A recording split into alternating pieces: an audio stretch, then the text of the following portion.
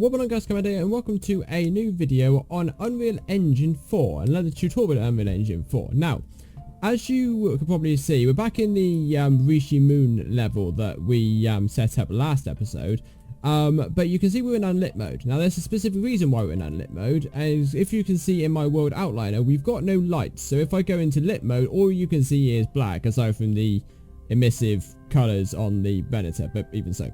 So the reason for that is because I want to go into a bit more of lighting detail in this episode. Now, I mentioned last episode I wasn't too sure what we were going to do, whether we were actually going to go into a bit more further with level design, or whether we're going to go into a bit of actual proper detailed lighting. Now, I don't really think there's much else level design wise that we can do, because level design itself, the actual concept of how to do it is relatively straightforward. You know, it is just, in the last episode I showed you all of the controls of, like, you know, this is your movements, this is your rotation, and this is your scale sort of thing. So I haven't really done anything, like, there's not really anything aside as far as level design is concerned and how to do it that's to, like, I don't think I've missed off. I don't know why this AAT is floating, but there we go. I'll stick you back on the floor.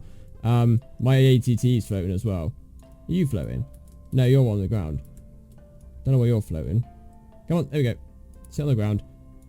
You haven't got any hover mechanics inside of you. I know that for a fact. The AAT might, but never mind. It's not switched on. But anyway. So, I'm going to go from, like, lighting from scratch in this episode, because I feel like the lighting that I did beforehand, because we did a bit of, like, tutorial on lighting in that little landscape world that we made, but the problem with that is I don't think I went into too much detail. We've just shown the basic core components of lighting, and I think I missed a few things out. So I'm going to go over lighting again today, but also in a little bit more detail.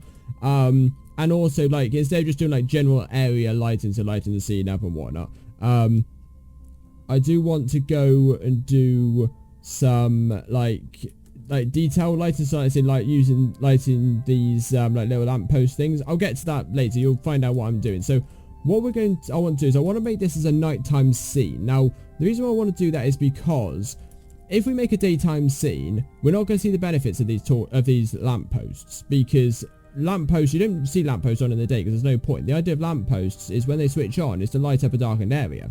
So I want to make a dark area, so a nighttime scene, to show the benefit of these lampposts and how good they can be, and to show, like, how little lights dotted about make the world of difference, and rather than having just one big light over the top, if that makes sense. So what I'm going to do is I'm going to add in the different lighting systems that we need. So first of all, if I just go into my lit mode again, put in the directional light. So as you can see from the directional light, it basically just adds what a sunlight should be. This is how a sunlight should look, right? So this is the direction in which the sun is coming from. So if you look here, so I can move this about. The arrow is indicating where the sun's coming from, so you can do what you want as you wish with it. So we're going to leave that like that for the time being. Then we're going to need, I'll deal with this, go over this light needs building in a second, because I'm going to do something that'll stop that, but I need to talk about it in its own thing. So then I'm going to add a skylight, which again doesn't look like it does an awful lot, but we will get to why this is important in a second. I'll leave point lights and spotlights for a moment, because that will come into play when we come and do the lampposts. So we want a sky sphere. There we go, that makes the sky. And I also want to add in some exponential height fog as well. Now, this, I'm going to disable this for the moment, because that's going to become a pain in the ass when we're trying to actually light the place in itself. And I don't want that. So I'm going to add in a reflection capture. There's not really much need for a reflection capture, because there's not an awful lot of, like, water in that on the floor, which requires things to be, like, reflected.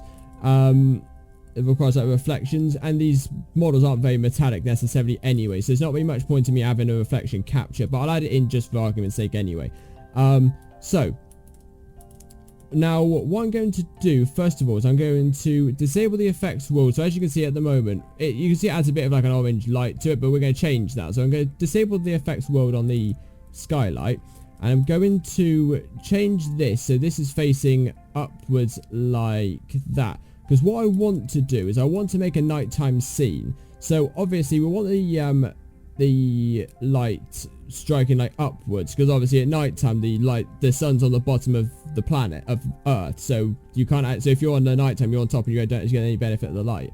So that's what that looks like. And then I'm going to go into my sky sphere, and I'm going to add the light actor to directional light, which is what this is. So as you can see, because I've got colors determined by the sun's position, when I move the sun, it actually changes the sky sphere a little bit.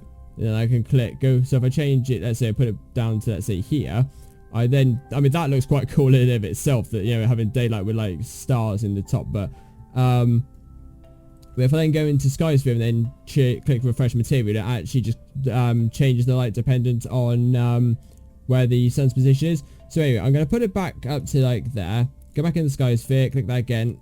Again, we're in a bit of a nighttime, but what I want to do, now that's basically done half the job for me, but I want to go a little bit further than this. So what I'm going to do, because I want it to be a nighttime, like this is all like dusk, like evening dusk sort of time. So what I want to do instead is uncheck colors determined by sun's position.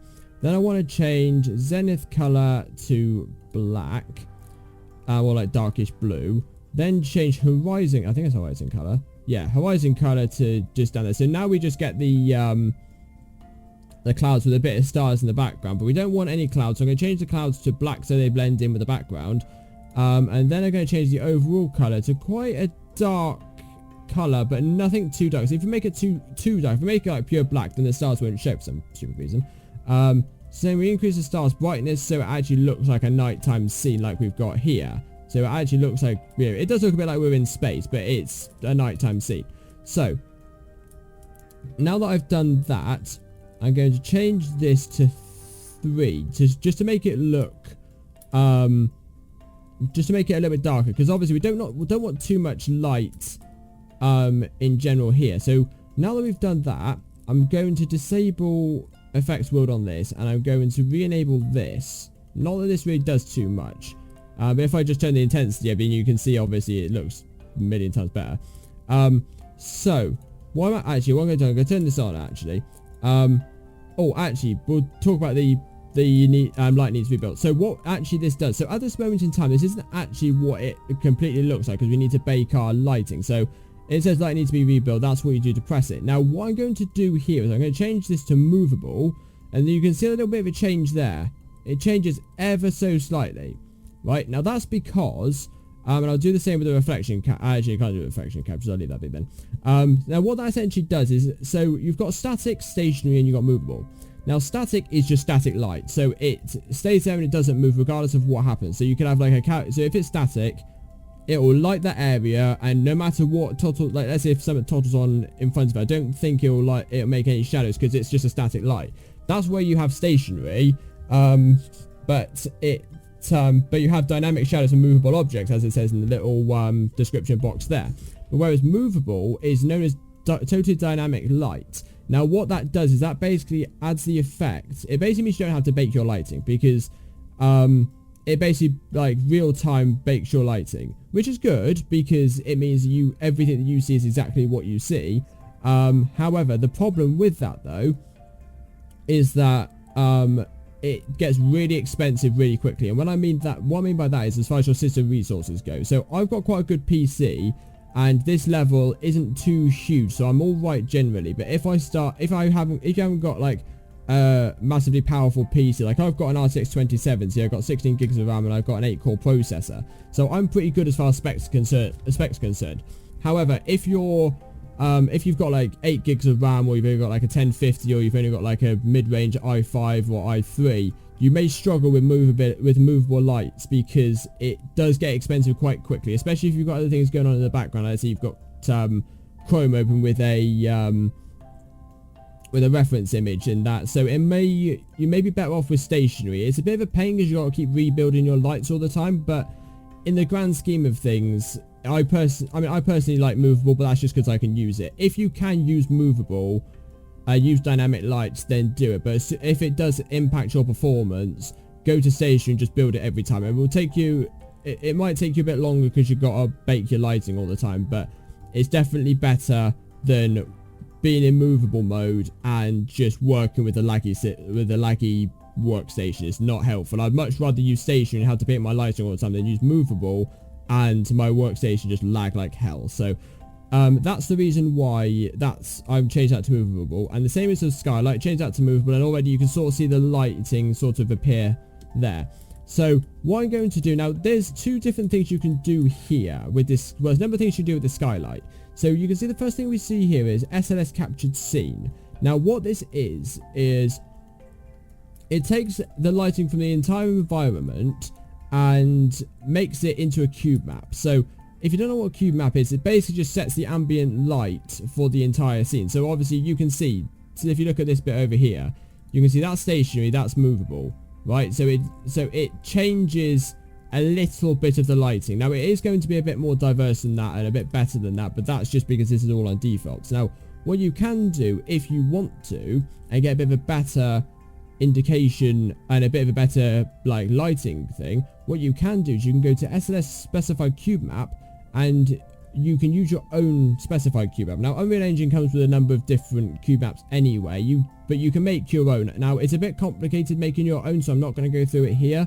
If you want to see a tutorial on how to make your own cube maps, then by all means I'll do it, but there are plenty of tutorials on YouTube about how to make your own cube maps. But Unreal gives you a number of different ones here that you could use yourself. If you can't see these, just like if all you can see is, if I just uncheck this a minute, if all you can see is just this one, what you need to do is you need to go to show or hide sources panel, and then if you go view options and then click show engine content, your engine content will show there, and then it will open up. I don't know why Unreal Engine needs that to be shown. Maybe it is just because like if you hide it, it just, I don't know why this actually makes any difference at all. I know it means that you can't see it in your file like browser, but I don't see why this makes any difference to what shows up here, but anyway it does. So if you can't see all of these cube maps, just go view options and show engine content and it will show up. So let's get rid of that because I don't need it. Now let's say I'm going to go for dark grey texture cube, right? So that already lights up the scene quite well. And there's lots of different ones. You could go for, this is just a color, but you can go for an environment. That's what an environment one looks like. If you're going for a bit more of a daytime scene, you can make it a bit more daytime. So if you want like really bright in a night sky, it doesn't really make sense. That looks really weird, but that looks like an interior light in darkness, which is really quite strange even though it's an exterior scene, but that's why I'm not going to go for that. But if you want to go light grey, then you can turn down your intensities, let's say 0.1, and it does still look quite dark. Or you can, let's say, make it 0.25, for example, and just like increase it and make it look it does look quite nice. But I'm not going to do that because if I was going to use this, I would use my own, and this is the dark grey one. Now, if it was me personally, I would have this a lot darker. I'd personally have this a lot darker as a cube map. So I'm not going to go for this because it's a bit too bright for the scene that I want to try and make. But for you, it might work a lot better. So what I'm going to do is I'm going to get rid of that and I go back to SS Captured Scene. Now what I'm going to do now is I'm going to put this to, let's say, 2.5 or maybe even more. But this is just, a lot of this is just experimentation and what actually works for you. Like I can put that up to 3 and that actually still look pretty good. And although that does look a little bit too bright, so I am going to stick that as, I'm going to stick it as 2.67. And that, I think that looks just about right for the sort of scene that I want to create. Now what you can do, now that you've got this, your skylight in place, as you can see, especially on this bit here, you can see that there's a lot of weird shadows. Now that's just because of the position of the skylight. Now what you can do in this particular instance is you can move the skylight so without hopefully making your scene look too bright, but you can sort of act, instead of it being the sun, but you can act this is sort of like the moonlight. So you can do, let's say that. The shadows look a little bit strange, but you can sort of just move it a little bit and make it look a bit different. So it's a lot of trial and error with this sort of thing, but there you go. You could try just like that and see that doesn't look too badly. But again, I'm not doing this too particularly in detail, but this is just being used just to show you what Unreal Engine can do. So that's really all you need to know. I would change this indirect light intensity to about 4. It doesn't make huge amounts of difference, especially in a nighttime environment, but it is still pretty. It makes a little bit of a difference. The thing is with like Unreal Engines, the small differences in a collective can make a huge difference overall. Also, if you wanted to make change the color of this like darkened area, again, you probably wouldn't necessarily see it too much, but you can change the color of the light just by doing that. But again, I don't want to do that, so I'm just going to leave it. Now, for lighting these lampposts. Now, how I'm going to do this is I'm going to go into Unlit Mode. Now, the reason why I'm going to go to Unlit Mode is if you go into Lit Mode, let's say we're trying to do this lamppost here. If I go and get, let's say, a point light, right? I'm not going to actually use a point light, but just for argument's sake, go to a point light, trying to match those around each of these different lights. It's just a pain in the backside. There's no point. So it's just going to cause you more pain than it's probably worth. So if you go into Unlit, you can then see where each of them are, and you can do it that way. So, and then once you've, let's say, done a couple, you can go back into Unlit Mode and see how it looks, adjust it if you need to, because the base position of those lights are in the place anyway. So, if we go into Unlit Mode, now there's a number of ways that you can go about doing this. I've tried a couple of times, and the way that I'm going to do it is what I think looks the best, but it probably doesn't look the best, but it's one that I think looks still pretty good with just not much tinkering. But you might disagree and do it a different way, but I'm going to show you all the different ways in which you can do it. Now, the first way you can do it is putting a point light on top of the lamppost, right? So point lights obviously is a 360 degree light. It's probably like the light range is probably expanded a bit too much, but we won't worry about that for the time being. Also, if we change this to movable, then it also doesn't have to it then also does not have to faff about with baking lighting.